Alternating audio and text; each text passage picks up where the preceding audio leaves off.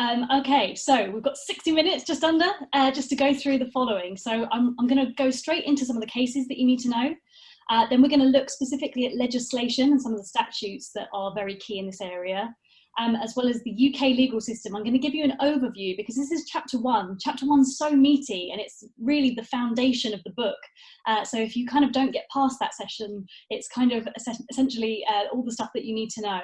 And then very finally, we're going to look at key points on tort, another meaty chapter, and contract, which is chapter 3. So Sam mentioned in the introduction that some of you are just looking to do law. Don't be put off by this session. We're going to run through things quite quickly. So essentially, hopefully this gives you a really good framework for what the book is involved with. I have to say, I say this, some of you know this already if you've had me before, but I actually did this backwards. So I did the book first, the M05 book, and then I loved law so much that I did a degree after that. So I've done it a little bit back to front. But it's actually just kind of established a little bit more of my understanding in these areas. So it's a really good book to get your head around. So I'm going to start straight away, as I said, with the cases. The snippet that Sam just played us was from Donoghue and Stevenson, which is in relation to a snail. So I'm going to give you a rundown of these cases as they are on the screen. So my snail little emoji over here. So as I said, the case is Mary Donoghue and Stevenson. The main case in tort law for negligence and duty of care. So as you saw in that animation, what happened in that particular case, Mary Donoghue went with her friend to a cafe. She found that when she poured in her opaque can of ginger beer into her bowl, she had a decomposed snail that had fallen out that made her ill. And because at that time, manufacturers didn't owe a duty of care to their consumers, that was the only kind of route that she had to take it to court. Where they said, right, let's see who owes whom a duty of care, and essentially where is it reasonably foreseeable that somebody's actions are going to affect other people and actually have caused them injury or harm or loss. So that is one of the key cases. I'm going to go drill down into the test of that a little bit later on when we look at tort. But if you're going to remember one case from the book, this is probably it. Just moving on to my second orange one in the middle of the screen there is, if any of you can figure out what that is, it's Headley Byrne, hence the fire, and Heller. And so in this particular case, this is to do with negligent misstatement. And again, one of the tortious elements, so it's kind of a building upon Donoghue and Stevenson. Here, it's kind of in relation to any negligent advice that somebody would give. So if you're down the pub with your mate who's a lawyer and you go, oh, I've got this issue, can I just talk it through with you? You have what is called a special relationship because you are relying on that person to give you legal advice. As such, it's reasonably foreseeable that you're going to take that advice and then act on it. And then if your lawyer friend tells you the wrong advice, even though there's no contract or anything like that, you've just got him on his word, he's kind of had a few pints, he's talking a little bit out of turn. If he causes you loss, you can then go and sue him under this particular principle. So this is why we have professional indemnity insurance. It's the main kind of driver for that. He probably won't be your friend anymore, but it's an option there if necessary. So negligent misstatement is all about the advice that you're giving and then someone relying on that particular piece of advice. So I'll let you guys take notes as you go, but I'm going to kind of move on a little bit swiftly to the left-hand side of the screen, the bottom left corner. This is the wagon mound case. So that's my little hill and that's my wagon on top. So this is to do with remoteness and causation. We're going to be talking about this a couple of times in this particular session. So this was actually a case, believe it or not, it was set in the Sydney Harbour. So it was an Australian case, but we've followed it ever since in English law. And essentially, it was to do with a oil spill.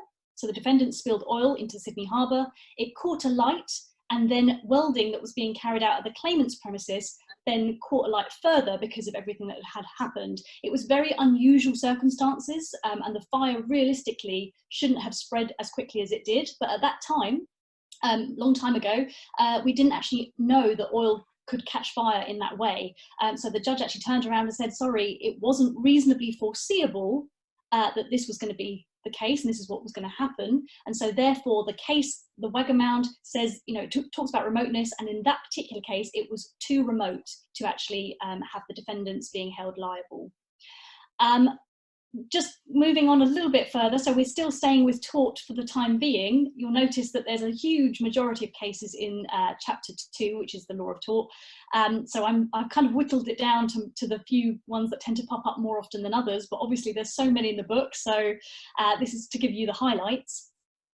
My top one, if any of you know, is about Alcock. So it's called Alcock and South Yorkshire Police, and it's to do with the Hillsborough disaster in 1989. So some of you might be aware there was a massive crash in a football stadium, which led to many injuries and lots of deaths as well.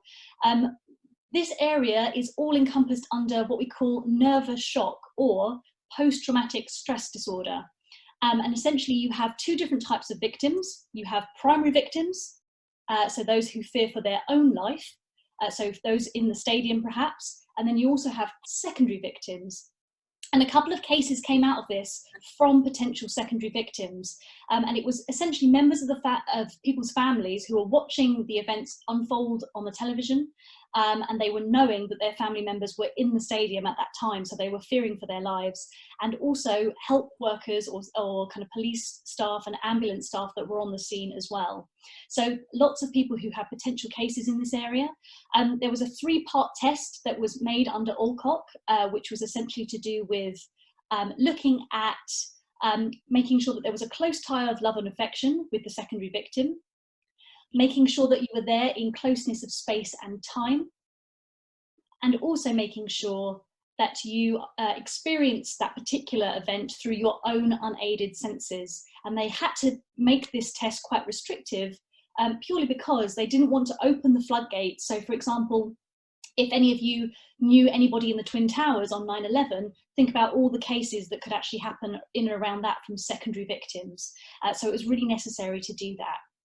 I will just go on to the very last case on this slide, and then I'll take any questions. I can see the chat kind of lighting up a little bit, so Sam, if you do want to jump in there with any questions on this stuff, then please do. My last case that I just want to flag is actually in the contract side of things. One of the key areas that people go, Grace, I just don't get this, is estoppel, and sometimes it's partnered with what we call waiver and estoppel. So let me just tell you the facts of the case, and then I'll tell you the kind of the principle at law. So this is within contract. Promissory estoppel is an equitable principle, which means that it's outside of common law. I'll talk more about that as we go on a little bit further later on. But essentially, in this particular case, we had a block of flats that was let out to tenants. But when the war started, unfortunately, tenants couldn't be found very easily anymore. So the owner of the flats, the freehold, basically said, you know, as long as we can keep getting people in, we're okay to decrease the rent throughout the war period. And then after the war ended in 1945, the owner of the flats tried to go back and get the money and recoup all of their rent from that time. And the court turned around and went, no, they've acted upon what you said, and you promised them that the rent would be reduced during this period. Therefore, you are stopped from going back on your promise. So essentially, in a nutshell, estoppel is somebody creating a statement or a promise, the other party acting on that promise, and then essentially they can't go back on that promise because they've the other party has acted on it, and it would cause them a loss if they were to then go back on that promise. So they are stopped from that particular scenario. We might talk about that a little bit again when we come to the last little section on law of contract. Okay, any questions you want to flag now, Sam, from anything in the chat? If not, don't worry. I've put myself on mute, but no, we're good.